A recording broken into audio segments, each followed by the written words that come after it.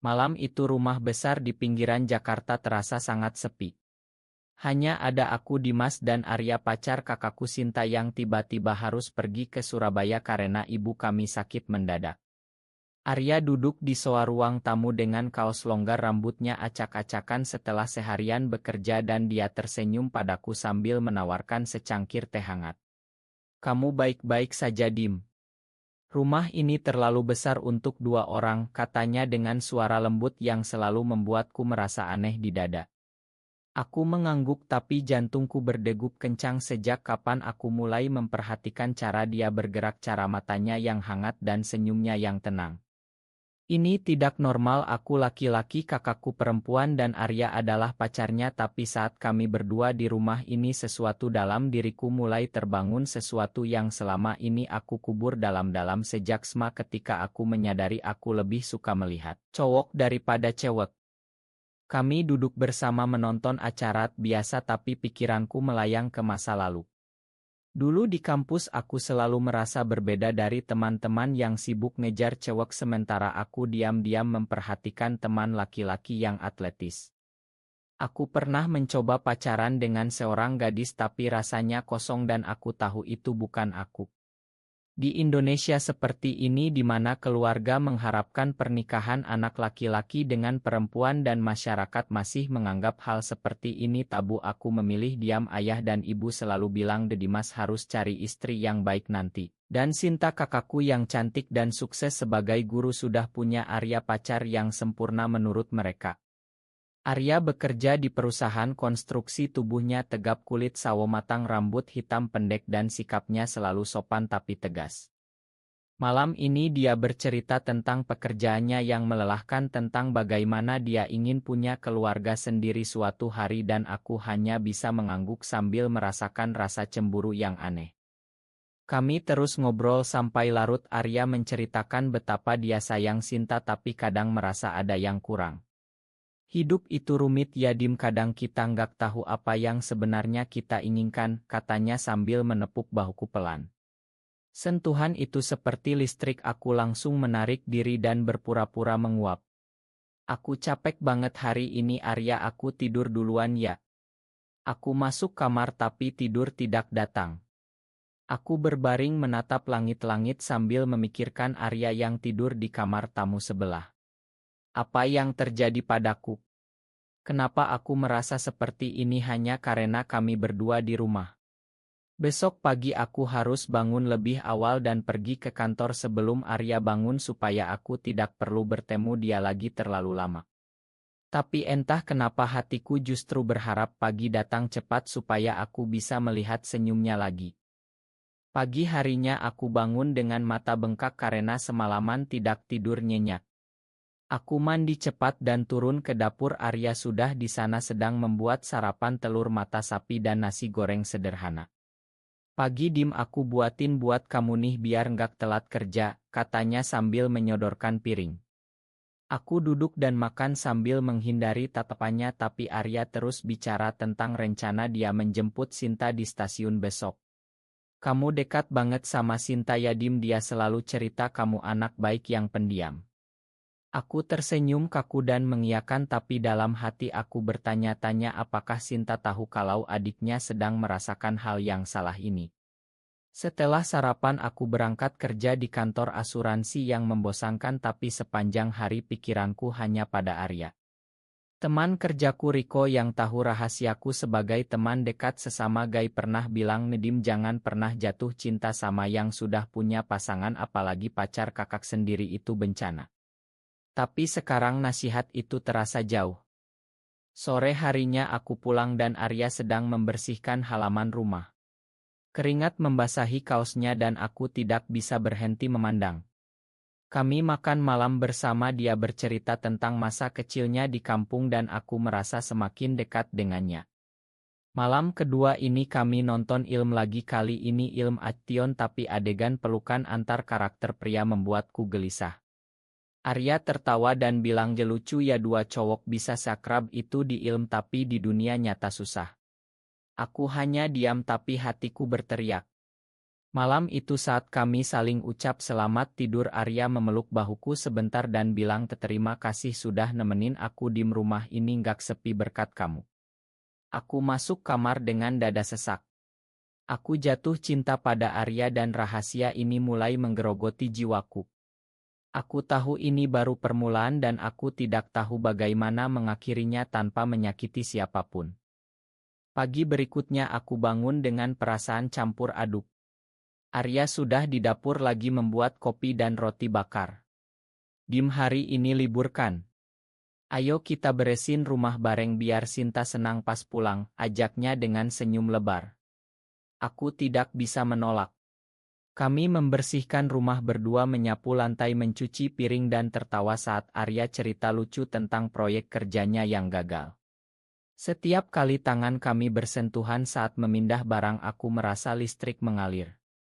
Kamu pendiam banget sih Dim, padahal kamu ganteng loh, pasti banyak cewek yang suka, goda Arya. Aku tersipu dan mengalihkan pembicaraan ke topik lain tentang cuaca Jakarta yang panas. Dalam hati aku berpikir kalau saja dia tahu apa yang aku rasakan sekarang.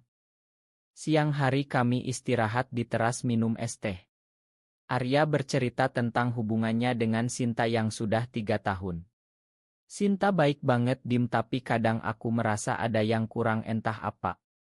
Mungkin karena kami jarang punya waktu berdua seperti ini. Kata-katanya membuatku gelisah. Aku ingin bilang bahwa aku ada di sini dan aku bisa memberi apa yang dia cari, tapi aku diam saja. Sore harinya temanku Riko datang berkunjung. Dia melihat Arya dan langsung memberi isyarat mata padaku. Saat Arya ke belakang, Riko berbisik, Dim jangan bodoh ya, cowok itu pacar kakmu, bahaya. Aku mengangguk, tapi setelah Riko pulang Arya bertanya siapa tadi. Teman dekat ya. Aku jawab biasa saja, tapi Arya terlihat penasaran. Malam itu kami masak bareng, dia mengajari aku cara memasak ikan bakar ala kampungnya. Kami makan sambil ngobrol panjang tentang mimpi-mimpi. Arya bilang dia ingin punya anak suatu hari dan aku merasa hati ini semakin sakit. Setelah makan Arya mengusulkan kami main catur di ruang tamu. Kami duduk berhadapan, lutut kami hampir bersentuhan. Saat aku kalah Arya tertawa dan memegang tanganku sebentar, kamu pintar Dim, tapi kali ini kalah ya. Sentuhan itu membuatku membeku. Aku menarik tangan dan pura-pura menguap lagi. Aku tidur dulu Arya, besok kerja lagi. Di kamar aku menangis diam-diam, kenapa perasaan ini semakin kuat. Aku mencoba berdoa meminta Tuhan memberi kekuatan, tapi hati ini tetap pada Arya. Besok Sinta pulang dan aku harus berpura-pura biasa. Tapi bagaimana kalau rahasia ini bocor? Aku tidak bisa tidur sampai subuh. Pagi harinya Sinta tiba dengan senyum lebar memeluk Arya di depanku. Aku tersenyum tapi dalam hati hancur. Terima kasih sudah jagain rumah ya Dim, kata Sinta. Arya memandangku lama seolah ada yang ingin dia katakan. Hari-hari berikutnya aku menghindari mereka berdua, tapi setiap malam aku memikirkan Arya. Konflik ini mulai menggerogoti aku dari dalam. Aku merasa seperti pengkhianat tapi juga korban perasaan sendiri. Minggu-minggu berlalu dan hubungan kami bertiga terasa normal di luar, tapi di dalam aku semakin kacau. Sinta sibuk mengajar, Arya sibuk kerja dan aku sibuk menghindari tatapan Arya yang semakin sering. Suatu malam saat Sinta lembur, Arya mengetuk pintu kamarku. Dim, boleh ngobrol sebentar? Aku lagi bingung. Kami duduk di teras, dia cerita tentang tekanan kerja dan keinginannya untuk lebih bebas. Kadang aku merasa terjebak Dim, hidup ini harus sesuai harapan orang tua dan masyarakat. Aku mendengarkan dan tanpa sadar aku cerita sedikit tentang diriku yang merasa berbeda. Arya mendengar dengan serius dan bilang, kamu orang baik Dim, siapapun yang dapat kamu pasti beruntung. Kata-kata itu membuatku berani sedikit. Kami semakin dekat sebagai teman, tapi perasaanku semakin dalam. Aku mulai bertemu Riko lebih sering di kai rahasia komunitas kecil gay di Jakarta. Riko bilang Nedim kalau kamu jatuh cinta sama Arya kamu harus stop sekarang sebelum terlambat. Tapi aku tidak bisa. Suatu sore Arya mengajak aku jalan-jalan ke taman dekat rumah karena Sinta lagi meeting. Kami duduk di bangku berbincang tentang masa depan. Tiba-tiba hujan turun kami lari ke bawah pohon dan Arya memelukku untuk melindungi dari dingin. Jangan sakit ya Dim, katanya pelan. Saat itu aku hampir bilang semuanya tapi aku tahan. Malamnya di rumah Sinta bertanya kenapa aku kelihatan sedih. Aku bohong bilang capek kerja. Arya memandangku dengan mata yang penuh arti. Konflik batin ini semakin berat. Aku merasa bersalah pada Sinta tapi juga pada diriku sendiri yang tidak bisa berhenti mencintai Arya. Tekanan masyarakat terasa saat tetangga bertanya kapan aku nikah. Ayah telepon dari kampung Nedim usia segini harus sudah punya pacar. Aku menjawab iya tapi hati ini menangis. Di kantor ada gosip tentang anak bos yang gay dan dipecat. Aku takut. Tapi setiap kali Arya tersenyum padaku semua ketakutan lenyap. Suatu hari Arya bilang Nedim aku senang ada kamu di hidupku sekarang. Kata itu seperti bom. Aku tahu aku harus memilih tapi bagaimana? Rahasia ini mulai menggerogoti keluarga tanpa mereka sadari. Aku mulai merasa dewasa tapi juga hancur. Pertumbuhan ini datang dengan harga mahal. Ketegangan meningkat saat Sinta mulai curiga.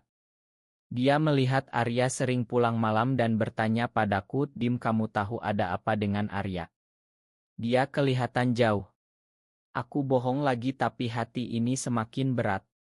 Suatu malam Arya datang ke kamarku lagi dan kali ini dia bilang Nedim aku merasa ada yang salah dengan aku. Saat bersama kamu aku merasa hidup. Aku tidak tahan lagi dan aku cerita semuanya. Arya terdiam lama lalu memelukku erat. Aku juga merasa sama Dim tapi ini salah kita harus stop. Tapi pelukan itu berubah menjadi ciuman di pipi yang singkat tapi mengubah segalanya. Kami berdua menangis setelahnya. Rahasia ini sekarang milik kami berdua. Aku bertemu Riko dan cerita. Riko marah Dim kamu gila ini akan hancurkan semua. Tapi aku sudah terlanjur. Arya dan aku mulai bertemu rahasia di kai kecil atau taman malam. Kami bicara tentang perasaan kami tentang bagaimana masyarakat Indonesia sulit menerima. Arya bilang nih aku takut kehilangan Sinta tapi kehilangan kamu lebih takut lagi. Konflik ini membuatku dewasa. Aku mulai baca buku tentang identitas dan bergabung komunitas online rahasia. Tapi suatu hari Sinta menemukan chat di ponsel Arya yang tidak sengaja tertinggal. Dia konfrontasi aku, Dim apa yang kalian lakukan? Aku diam tapi air mata jatuh. Keluarga mulai retak. Ayah ibu dipanggil dan tekanan sosial datang. Tetangga bergosip. Aku merasa dunia runtuh tapi juga merasa bebas untuk pertama kali. Pilihan ini adalah langkah pertama menuju pertumbuhan. Konfrontasi besar terjadi di rumah. Sinta menangis Arya diam dan aku berdiri di tengah. Ayah bilang nih ini aib keluarga Dimas kamu harus berubah. Ibu menangis memeluk Sinta. Arya memilih diam tapi malamnya dia datang ke kamarku, Dim aku akan bicara dengan Sinta aku tidak bisa bohong lagi. Besoknya Arya putus dengan Sinta. Keluarga hancur. Sinta pindah sementara ke rumah teman. Aku diusir dari rumah untuk sementara. Di jalanan Jakarta aku merasa sendirian tapi Arya datang menjemput. Kami tinggal di apartemen kecil Arya. Di sana kami bicara panjang tentang masa depan tentang bagaimana kami akan hadapi dunia. Tekanan masyarakat terasa teman-teman menjauh bos di kantor mulai curiga. Tapi aku mulai bekerja lebih keras dan Arya dukung aku. Pertumbuhan ini datang dengan pengorbanan besar. Aku belajar menerima diri dan Arya belajar tentang cinta sejati. Tapi keluarga masih tidak mau bicara. Aku merasa sakit tapi juga kuat. Waktu berlalu 6 bulan kemudian. Aku dan Arya masih bersama di apartemen kecil kami. Sinta akhirnya mau bicara lagi meski masih sakit hati. Ayah ibu mulai melunak setelah melihat aku bahagia. Masyarakat masih sulit tapi aku dan Arya punya teman-teman baru di komunitas kecil. Aku sekarang bekerja di perusahaan yang lebih terbuka dan Arya memulai usaha sendiri. Perjalanan ini mengajarkan kami bahwa cinta butuh keberanian dan pengorbanan. Kami berjalan di taman yang sama dulu sambil bergandengan tangan diam-diam. Arya bilang, "Terima kasih Dim, kamu ubah hidupku." Aku tersenyum dan merasa akhirnya tenang. Tapi pertanyaan tetap ada di benakku. Apakah benar bahwa mencintai orang yang salah harus selalu mengorbankan keluarga atau keberanian untuk hidup autentik adalah pilihan yang benar? Benar atau salah?